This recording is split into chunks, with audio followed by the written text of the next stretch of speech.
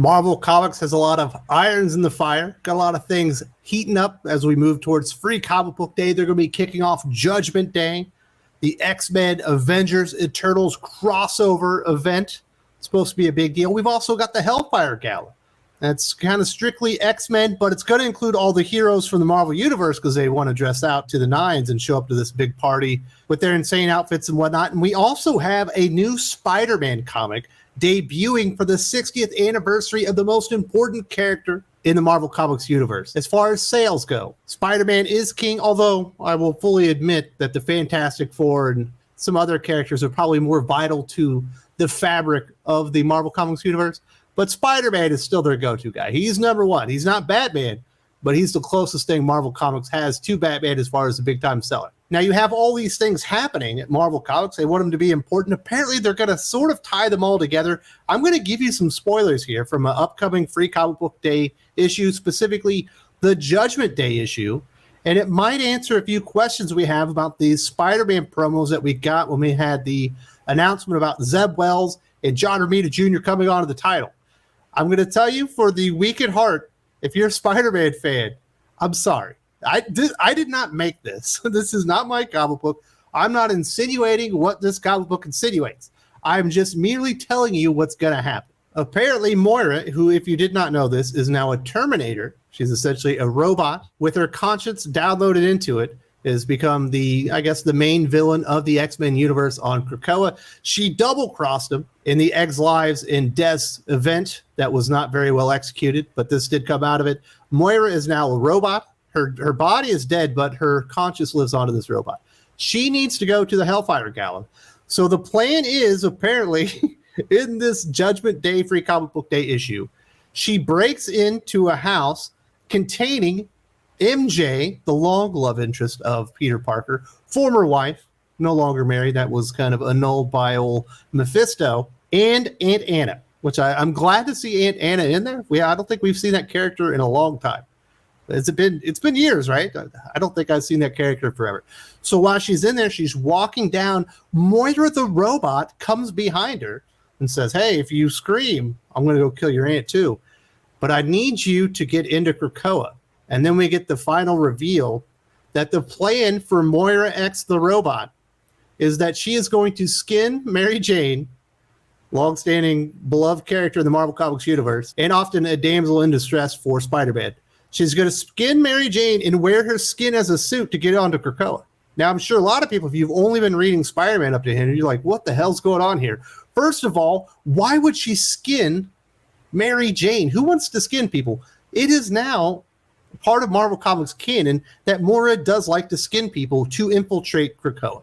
In fact, she skinned Banshee in the X Lives and Deaths event from Ben Percy, and she wore him as a skin suit to infiltrate Krakoa, so she's certainly not above doing this. It is well established that Moira likes to skin people, kind of like Buffalo Bill from Silence of the Lambs. So she's going to skin Mary Jane, one of the most beloved characters, and I don't think I want to see Mary Jane skinned, but that's the plan.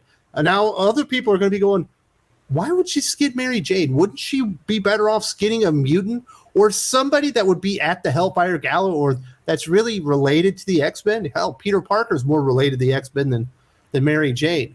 Well, in this Free Comic Book Day issue, it's established that not only MJ, but Aunt Anna are now Krakoan brand ambassadors for their miracle medicines. Apparently, MJ and Aunt Anna are now the Kardashians of the Marvel Comics universe. They're like influencers. So they're out there on a news broadcast, and they're influencing people that they should buy Krakoa Pharma and buy into these miracle cures. So now there's a connection established between MJ and Krakoa and her being on there and being invited to the Hellfire Gala. So that apparently is why that is happening.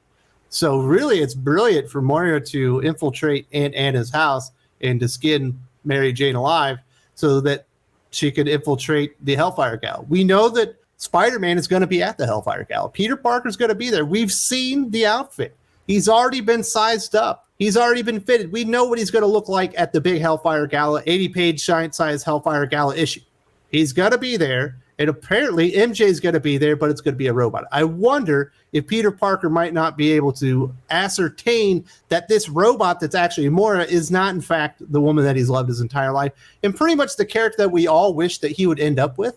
There's nothing really unanimous in the world, and specifically in comic books, but I think it's nearly unanimous that most every Spider-Man and Marvel fan would just like to see Peter Parker and Mary Jane get married again and just be together and live happily ever after. Hell, I would take that even if Peter Parker kind of had to maybe retire a little bit on the old Spider-Man thing and give up the throne to Miles Morales, just so those two could be together and they could get the happy ending, and she wouldn't have to keep getting killed all the time.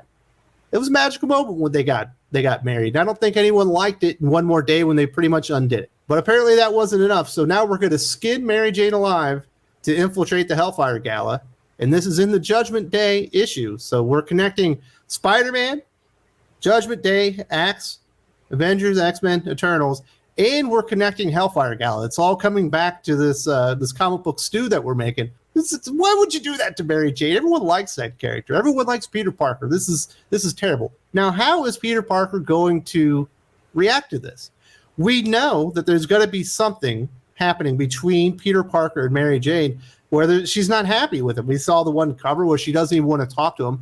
And we also saw this promo art. Peter Parker is sitting in what looks to be some type of blast zone. It says, "Peter, what have you done?" Did Peter Parker finally do what Doc and myself and a lot of X-Men fans have been asking for over a year now?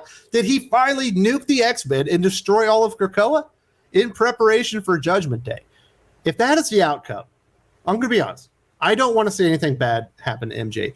But if that's what it takes for Peter Parker to destroy Krakoa forever and maybe get things back to normal with the X-Men and stuff, I'm going to take it, folks. While I'm not happy about the sacrifice Mary Jane, the love of Peter Parker's life, is going to have to make for us to get the outcome that we desire and we need, essentially Krakoa being destroyed. Hell, I've been saying I've been on the Eternals and Avengers bandwagon since the very beginning. I hope they win this damn thing. I hope it's a 2-on-1 fight, you know what I'm saying? But it might not be to be. We got this promo art. We know Peter Parker's done something. And the teaser said, Pete's on the outs with the Fantastic Four. He's on the outs with the Avengers. He's even on the outs with Aunt May. After a terrible and mysterious incident, no one wants to see Spider-Man except for Doc Ock. Ock's on Spider-Man's tail, and the master planner has something truly terrible planned where he gets his tentacles on Spidey. All that, and Tombstone makes a move that will remind readers why he's one of Spider-Man's most terrifying villains. It never says that he's on the outs with the X-Men. I think they're dead. There's a pretty good chance. There's at least a possibility that Spider-Man does not save Mary Jane. That Moira, who is known to skin people alive, she did it to Banshee, the love of her life. And the one person in the world that would have joined up and helped out Moira X as she was fighting against the X-Men, she skinned him and wore him as a skin suit. It's happened before. If she wears old Mary Jane as a skin suit, I think Peter Parker might go insane and nuke the whole place.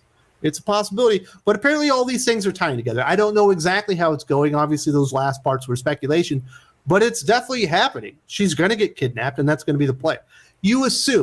I assume, that Spider-Man will come in and save the day. They're not going to... Is skinning worse than fridging? I know you're not supposed to fridge female characters anymore, but can you skin them alive? You skin Banshee, and I was the only one that made a stink about that. Well, obviously the X-Men fans were very happy, but no one else spoke out about it. Do you think people are going to speak out if they skin old Mary Jane alive? I think they will. It's kind of a gross idea, but hey, if it gets us one step closer to the annihilation of Krakoa forever, I'm all for it. Although I don't like the characterization of MJ and Aunt Anna being the Kardashians of the Marvel Comics universe. I think they deserve better. What do you guys think? Is that what's going on? Is that what that teaser was all about? Did Peter Parker lose it after they skinned and killed Mary Jane Watson? Perhaps she was a mutant all along and they'll resurrect her. Huh? Wouldn't that be a big old twist on the entire Marvel Comics universe? They thought she was dead, but you can resurrect mutants. It turns out MJ is a mutant the whole time. Could happen. Apparently, the Spider-Man office and the X-Men office are talking. We know Zeb Wells, the new Spider-Man writer, came over from the X-Men office. He was doing that fantastic Hellion story, which I recommend everyone go out there and read. I do find it odd that they haven't promoted Spider-Man in any way, shape, or form of being associated with Judgment Day. So I imagine it's going to be resolved within Hellfire Gala, right? before we get into Judgment Day. But what if the precipice for Judgment Day is Peter Parker nuking Krakoa? We do know that according to the Eternals, that the X-Men and the mutants are deviants by design. So could have happened. This stuff's insane. Are you excited to see Mary Jane's kid? I imagine most people are. If you've been reading Marvel Comics and Spider-Man for a while, you know that they like to mess with this relationship between Peter Parker and MJ. In fact, it's delivered some of the worst storylines in Marvel Comics history. It's driven people away permanently from Marvel Comics. So this wouldn't be the first time, but this doesn't turn out well and people are upset. In fact, I talked to my good friend Eric Breen a couple years ago about the 5 times comic books directly slapped him in the face. You got to check this out.